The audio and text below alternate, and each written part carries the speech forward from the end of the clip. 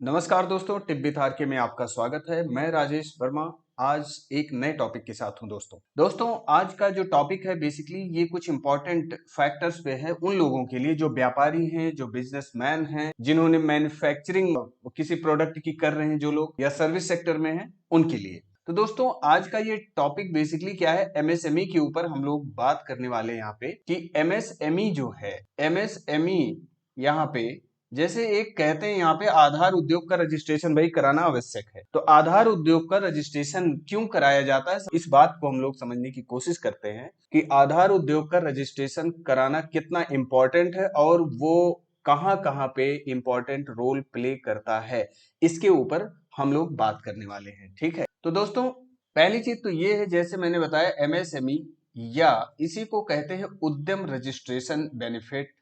ठीक है, दोनों बातें एक हैं कि अगर कोई कहता है आपसे एमएसएमई का रजिस्ट्रेशन या उद्यम रजिस्ट्रेशन, ठीक है, आधार उद्योग, ठीक, तो ऐसे केस में दोस्तों दोनों का मतलब यहाँ पे एक है, दोनों का सेंस एक है। अब सबसे पहली चीज तो ये है कि आधार उद्योग का या एमएसएमई का रजिस्ट्रेशन जो है, उद्यम रजिस्ट्रेशन भी उसे कहते हैं, तो उद्यम रजिस्ट्रेशन का जो प्लेटफॉर्म है वो गवर्नमेंट की साइट से होता है। उद्यम रजिस्ट्रेशन .gov.in पे आप जाके इसको रजिस्ट्रेशन कर सकते हैं। ठीक है, लेकिन दोस्तों आप कभी भी एमएसएमई या उद्यम रजिस्ट्रेशन करें तो आप जरूर किसी प्रोफेशनल के हेल्प से ही करें। आप खुद से इसका रजिस्ट्रेशन ना करें। अगर आपको टेक्निकली इस बारे में टेक्निकल साउंड नहीं है, आपको जानकारी नहीं है, तो आप खुद से इसको सर्टिफिकेट इसका या रजिस्ट्रेशन इसका करने की कोशिश ना करें। आप बेहतर ये होगा कि किसी प्रोफेशनल से आप इसकी हेल्प लें। तो यहाँ पे मैं बताना आप लोगों को चाहता हूँ कि एमएसएमई के रजिस्ट्रेशन के क्या फायदे हैं या उद्यम रजिस्ट्रेशन के क्या फायदे हैं। ठीक है, तो दोस्तों यहाँ पे उद्यम रजिस्ट्रेशन के बहुत सारे फायदे, न्यूमेरस बेनिफिट है ऑफ रजिस्टरिंग एंड गेटिंग उद्यम सर्टिफिकेट फॉर योर बिजनेस।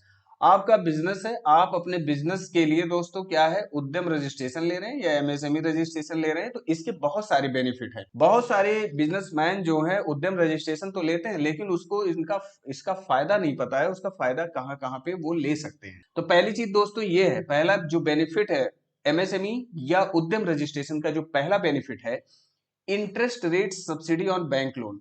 दोस्तों अगर आप कोई लोन वगैरह बैंक से लेते हैं, किसी तरीके का बिजनेस लोन लेते हैं, ठीक है, या किसी गवर्नमेंट स्कीम के तहत आप लोन कोई लेते हैं, तो वहां पे इंटरेस्ट रेट में आपको सब्सिडी मिलती है।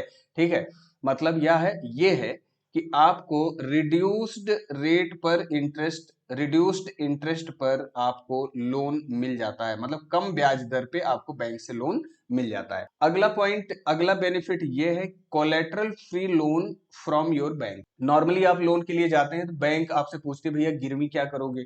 ठीक है, अब गिरवी करने के लिए आपके पास गिरवी रखने के लिए कुछ है नहीं, तो ऐसे केस में आप लोन नहीं ले पाते हैं। लेकिन अगर आपने उद्यम रजिस्ट्रेशन कर रखा है तो ऐसे केस में कोलेटरल फ्री लोन आपको बैंक देने के लिए रेडी हो जाती है, जहां पे किसी भी तरीके का आपसे सिक्योरिटी नहीं मांगती है बैंक। ठीक है, नो सिक्योरिटी वाली यहाँ पे बात होती है। ठीक है दोस्तों, ये बात होगी दूसरा बेनिफिट।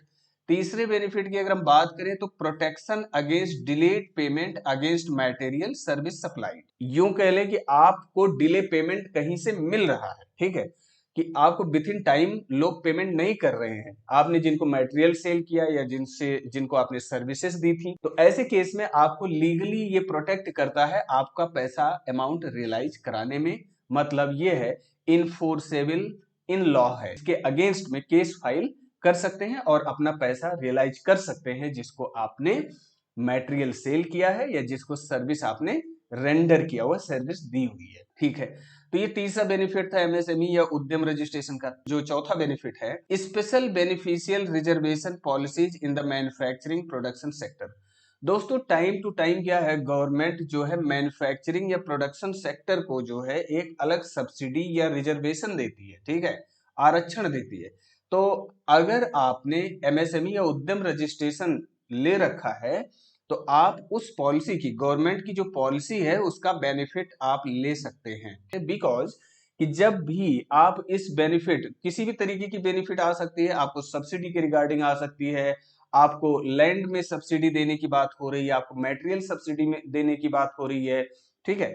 तो किसी भी तरीके का सब्सिडी अगर गवर्नमेंट लेके आती है, कोई भी रिजर्वेशन लेके आती है, तो वहां पे आपको एमएसएमई और उद्यम रजिस्ट्रेशन का रोल बहुत महत्वपूर्ण है और उसके आधार पे आप उस रिजर्वेशन का, आरक्षण का फायदा ले सकते हैं। नेक्स्ट बेनिफिट यहाँ पे है ease of obtaining registration licence and approval.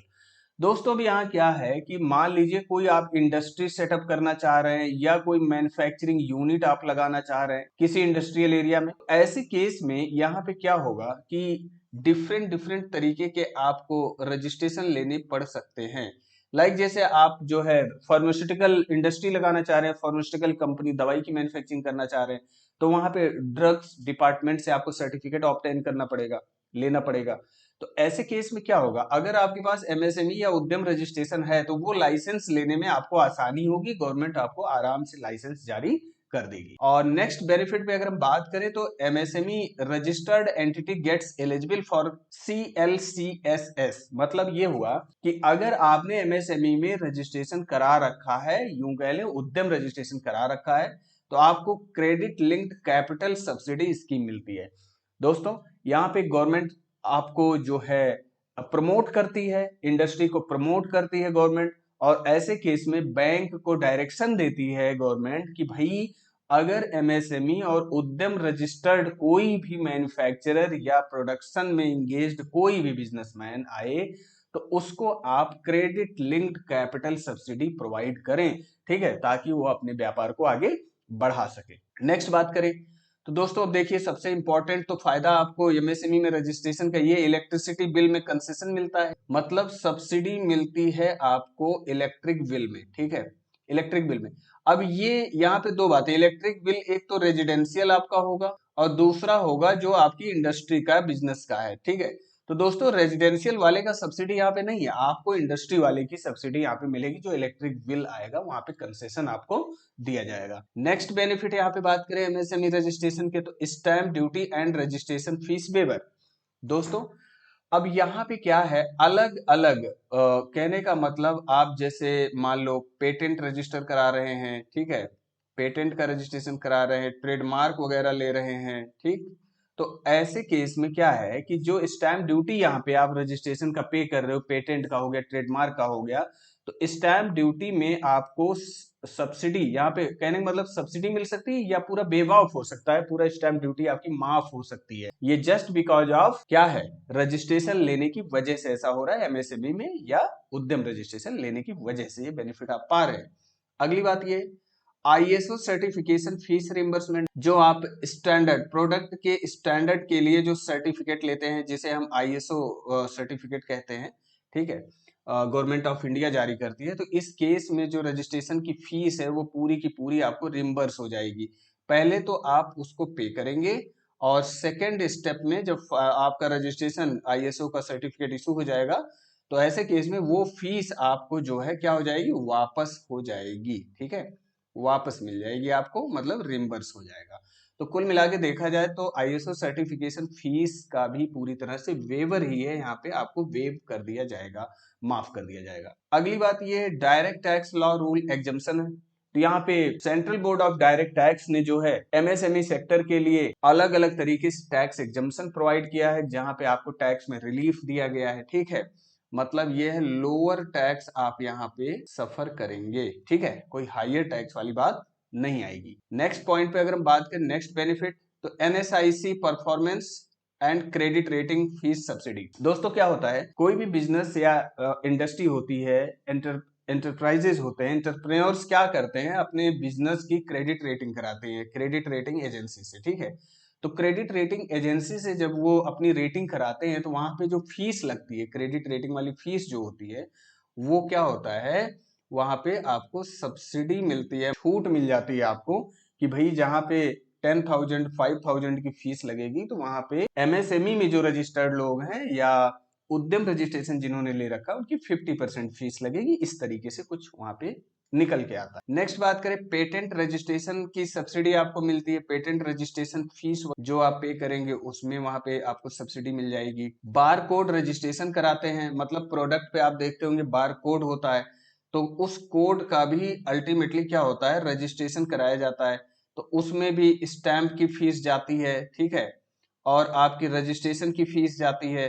तो ये दोनों के दोनों स्टैंप ड्यूटी, तो स्टैंप की फीस तो यहाँ पे देखिए पहले ही मैंने बोला था कि आपको डिफरेंट रजिस्ट्रेशन में वहां पे वेव ऑफ कर दिया जाएगा, और बारकोड रजिस्ट्रेशन में यहाँ पे भी आपको जो रजिस्ट्रेशन की फीस है वहां भी सब्सिडी आपको मिलेगी। नेक्स्ट फायदा इसका क्या है भाई, industrial promotion subsidy, IPS subsidy eligibility, ठीक है।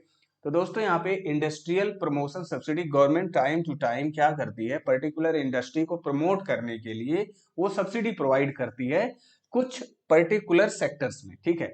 लाइक जैसे अगर मैं बात करूं फार्मास्यूटिकल इंडस्ट्री को प्रमोट करने के लिए गवर्नमेंट कोई सब्सिडी लेके आती है कि भाई मटेरियल इनको कम दाम पे उपलब्ध मार्केट से कराए जाएंगे, या यूं कह लें कि इनको इलेक्ट्रिसिटी में 70% की सब्सिडी दी जाएगी, ठीक है।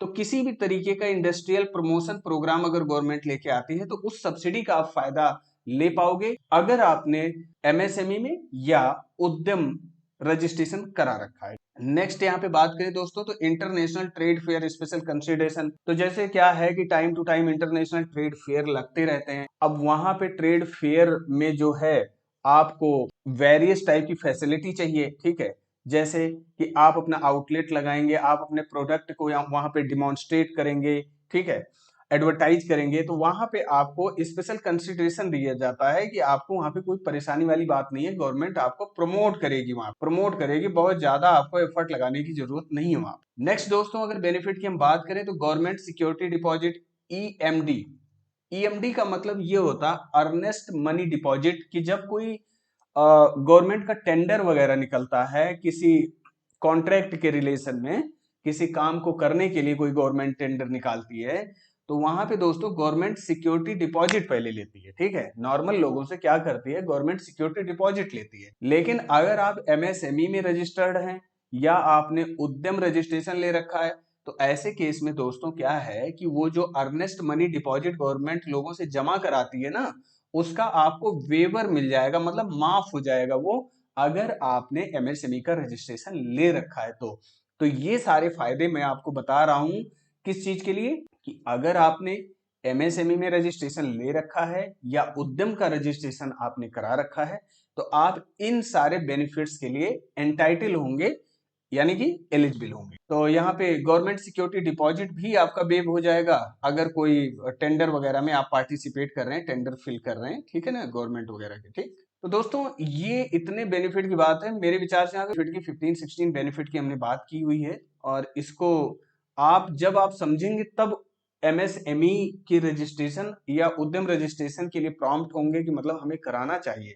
और जब भी आप इस तरीके का रजिस्ट्रेशन कराएं तो आप किसी प्रोफेशनल की मदद लें, नॉन प्रोफेशनल लोगों को बिल्कुल मत प्रेफर करें, क्योंकि दोस्तों क्या होता है रजिस्ट्रेशन करते समय बहुत यहाँ पे माइन्यूट डेटा भी फिल किया जाता है, फॉर्म में डेटा एनालिसिस करके फिल किया जाता है। तो अगर डेटा आपका गलत फिल हो जाता है या किसी भी तरीके की इंफॉर्मेशन गलत चली जाती है, तो आप ये समझिए कि ये सारे बेनिफिट जो मैंने बताए हैं इसमें से किसी बेनिफिट के लिए आपकी एलिजिबिलिटी नहीं बन पाएगी अगर कोई भी रॉन्ग इन्फॉर्मेशन आपने गवर्नमेंट को सप्लाई किया है तो एमएसएमई या उद्यम रजिस्ट्रेशन के समय। यहाँ पे बात ये निकल के आ रही है कि भाई एमएसएमई या उद्यम रजिस्ट्रेशन के लिए कौन लोग क्वालिफाई हैं, कौन कौन लोग इसका रजिस्ट्रेशन ले सकते हैं।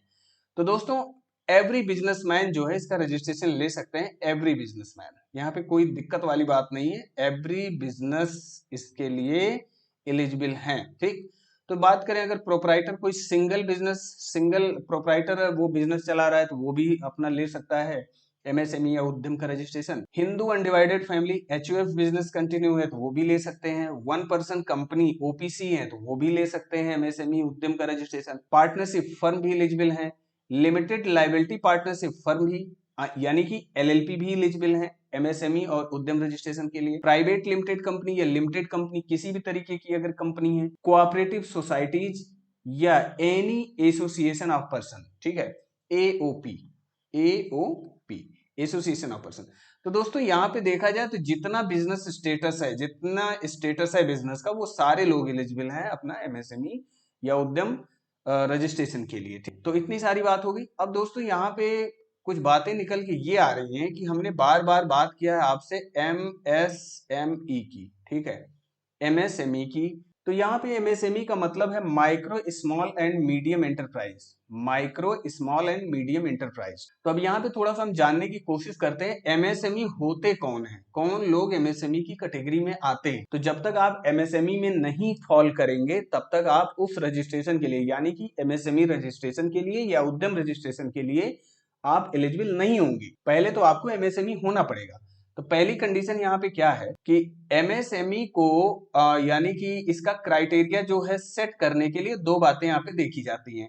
पहला तो दोस्तों इन्वेस्टमेंट देखा जाता है, ठीक है, इन्वेस्टमेंट, और दूसरा देखा जाता है टर्नओवर। दो बातें यहाँ पे देखी जाती हैं। तो इन्वेस्टमेंट का मतलब ये है कि जो आपने प्लांट मशीनरी में आपने इन्वेस्ट कर रखा है पैसे, और टर्नओवर का मतलब यहाँ पे सेल्स से कंसिडर किया जा रहा है, ठीक। तो पहली चीज यहाँ पे है दोस्तों माइक्रो एंटरप्राइज किसे कहते हैं। माइक्रो एंटरप्राइज का मतलब ये है कि where the investment in plant and machinery और equipment does not exceed 1 crore, ठीक है।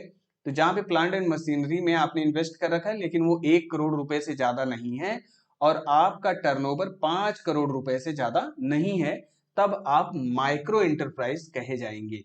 यानी कि 1 करोड़ और 5 करोड़ का क्राइटेरिया यहाँ पे क्रॉस नहीं होना चाहिए इन्वेस्टमेंट का और टर्नओवर का, तो आप माइक्रो एंटरप्राइज कहे जाएंगे, ठीक है। दूसरी बात करते हैं कि स्मॉल एंटरप्राइज आप कब कहे जाएंगे। तो स्मॉल एंटरप्राइज के लिए दोस्तों 50 और 10 और 50 की बात हो रही है, 10 और 50। तो जहां पे आपका इन्वेस्टमेंट प्लांट मशीनरी में और इक्विपमेंट में एक्सीड ना कर रहा हो 10 करोड़ से, यानी कि आपका इन्वेस्टमेंट 10 करोड़ रुपए से एक्सीड ना कर रहा हो और आपका टर्नओवर 50 करोड़ रुपीज से एक्सीड ना कर रहा हो, तो ऐसे केस में आप स्मॉल एंटरप्राइज कहे जाएंगे। अब यहाँ पे ये दोनों लोग एलिजिबल हैं एमएसएमई में रजिस्टर कराने के लिए। तीसरी बात करते हैं, वहां पे तीसरी बात क्या निकल के आ रही, मीडियम, ठीक है दोस्तों, मीडियम की बात आ रही है। तो मीडियम एंटरप्राइज किसे कहेंगे, जहां पे investment in plant and machinery और equipment does not exceed 50 crore, यहाँ पे 50 करोड़ की बात हो रही है। 50 करोड़ से ज्यादा का इन्वेस्टमेंट आपका ना हो और आपका जो टर्नओवर है वो 250 सीआर से करोड़ से ज्यादा ना हो। तो कहने का मतलब यहाँ पे ये बातें निकल के आई। तो ये आप जो है माइक्रो स्मॉल या मीडियम को किस तरीके से क्लासिफाई करेंगे, तो वो तरीका दो है। पहला तो इन्वेस्टमेंट क्राइटेरिया है और दूसरा टर्नओवर क्राइटेरिया, जो साइमल्टेनियस चलते हैं ये। तो दोस्तों मेरे विचार से ये वीडियो आपको पसंद आया होगा। अगर ये वीडियो आपको अच्छा लगा हो तो लाइक शेयर एंड सब्सक्राइब जरूर करें। Thank you for watching this video.